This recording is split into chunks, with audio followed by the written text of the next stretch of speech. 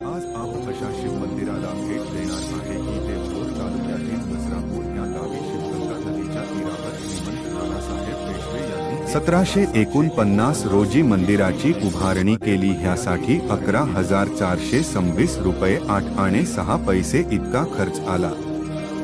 1737 ते 1739 ह्या दरम्यान उत्तर कोकणातील पोर्तुगीजांचा पराभव करून त्यांच्या गिरजाघरातून आणलेला घंटा बहुतेक मंदिरामध्ये आजही दिसतो। त्यातीलच एक घंटा याही मंदिरामध्ये बांधलेला आहे।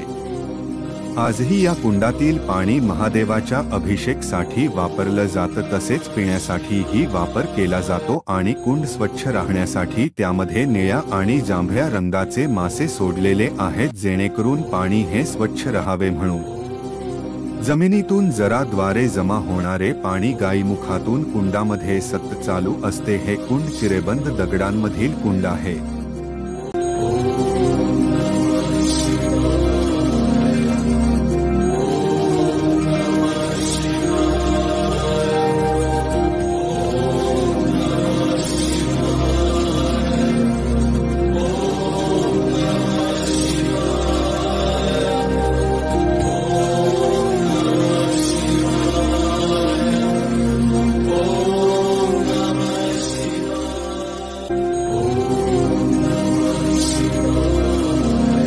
आत गेल्यावर आतमध्ये उत्तराभिमुख शिवलिंग दिसून येते। आतील गाभारा पूर्ण चिरेबंद दगडामध्ये उभे आहे। हे शिवलिंग उत्तराभिमुख दिशेला आहे।